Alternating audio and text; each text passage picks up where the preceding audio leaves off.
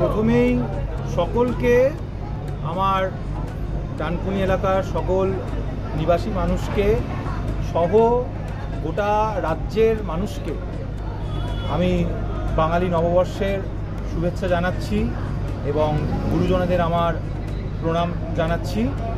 এবং বাংলা নববর্ষের যে ইতিহাস, সেই ইতিহাস কিন্তু মনে রাখতে হবে ইসলাম এবং আমাদের হিন্দু ধর্মের সমন্বয়ের ইতিহাস।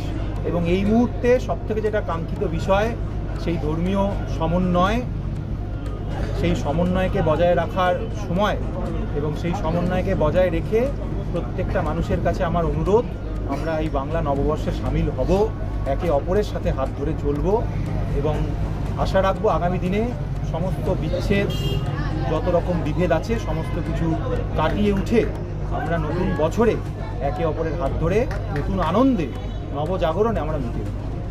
আপনার নাম? আমার নাম অধ্যাপক প্রিয়ঙ্কর দাস।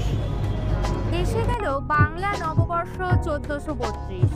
নতুন বছরে লাগুক সোনার আভা।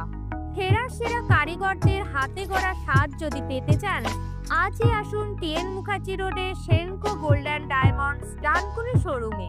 বিভিন্ন গহনায় চলছে আকর্ষণীয় অফার। মনে রাখবেন, অফার সীমিত সময়ের জন্য, তাই দেরি কেন? শীঘ্রই আসুন টিএন মুখার্জি রোডে Senco gold and diamonds Dankuni শোরুমে। যে বাংলা নববর্ষকে আমরা খুব সুন্দরভাবে উদযাপিত করব, বাংলার ঐতিহ্যকে, বাংলার সংস্কৃতিকে আমরা ফিরিয়ে আনবো। কোথায় যেন আমরা হারিয়ে গিয়েছি, কোথায় যেন আমরা ভুলতে বসেছি।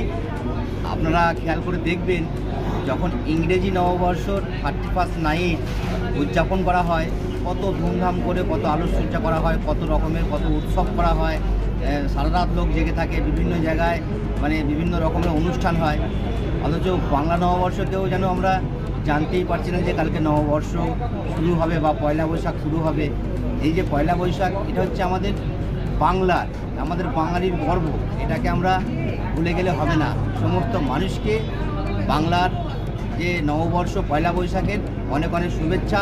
সকলে ভালো থাকবেন, সুস্থ থাকবেন, সবুজ বাংলা গড়ে তুলবেন। দেখুন, এই পয়লা বৈশাখ হচ্ছে হিন্দু মুসলিম সমন্বয়ে এই পয়লা বৈশাখ উদযাপিত হতো। মানে আকবরের আমলে এই পয়লা বৈশাখ যখন কর আদায় করতো, সেই সময় একটা দিনক্ষণ হিসেবে যে একটা ফসলের যে টাইম, সেই ফসলকে কেন্দ্র করেই নতুন খাতা বা হাল খাতা, আমরা হাল খাতাও তো এখন মোটামুটি বলতে বসেছি আমরা, সেই হাল খাতা হিসেবে এটা একটা তিথি থেকে দিন পঞ্জিকা করে সেটাকে শুরু করা হয় পয়লা বৈশাখ।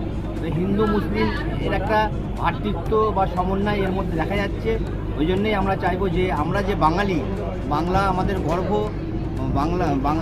বাংলা ভাষা আমাদের মাতৃভাষা, বাংলাকে ভুলে গেলে চলবে না গো, বাংলার ঐতিহ্যকে ভুলে গেলেও চলবে না।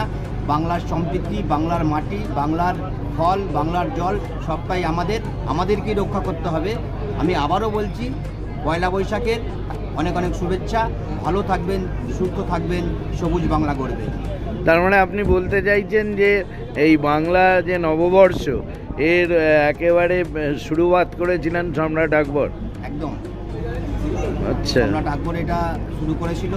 তখনকার দিনে এই যে ফসল তোলার যে টাইম হতো, সেই সময় যে প্রজারা ছিল, সেই প্রজারা তাদের যে ফসলের যে কর সেই হিসেবে আদায় করতো। ওই 31 তারিখ দেওয়া হতো, 31 তারিখে দেওয়া হতো। সেই হিসেবে একটা নতুন একটা ওই খাতা শুরু করে সেই থেকে শুরু করেছিল। সেই থেকেই আমাদের এইটাকে একটা ধুমধাম করে উদযাপিত হয়। এখনই আপনি বাঙালি ঘরে দেখবেন, প্রত্যেকটা মানুষ দেখবেন কালকের দিনে বাংলার যারা মা বোন আছে তারা দেখবেন, যারা সনাতন ধর্ম বা হিন্দু ধর্ম বিশ্বাসী তারা দেখবেন খাতা নিয়ে যাবে, চান টান করে পবিত্র পরিচ্ছন্নতা হয়ে মন্দিরে যে লাল পেড়ে শাড়ি পরে দেখবেন ঠাকুরের ছাপ লাগানো, আঙুলের ছাপ লাগানো, এই ধরনের আমরা প্রত্যেক জায়গাতেই দেখে থাকি। কিন্তু আজকে আমরা বিদেশি কালচারকে এতটাই আপন করে নিয়েছি, মানে এতটাই আমরা মানে নিজের শরীরের অঙ্গ প্রত্যঙ্গের সঙ্গে জড়িয়ে নিয়েছি, বাংলার ঐতিহ্যকে ভুলে গেছি, বাংলার গর্বকে ভুলে গেছি, বাংলার যে নববর্ষ, বাংলার যে পয়লা বৈশাখ সেটাকেও ভুলতে বসেছি। ভুলতে বসলে হবে না, আমাদের ঐতিহ্যকে আমাদেরই ফিরিয়ে আনতে হবে।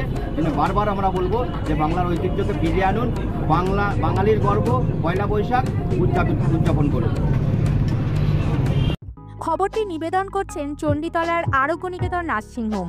ন্যায্য মূল্যে সঠিক চিকিৎসা ব্যবস্থা পেতে আজই যোগাযোগ করুন এই নার্সিংহোমে। সঠিক ও ন্যায্য মূল্যে অত্যাধুনিক মানের ফার্নিচার খুঁজছেন? একমাত্র ঠিকানা দিশা ফার্নিচার, জনাই চিকরন পোলের সন্নিকটে। ফার্নিচারের জগতে এক সাড়া জাগানো নাম দিশা ফার্নিচার।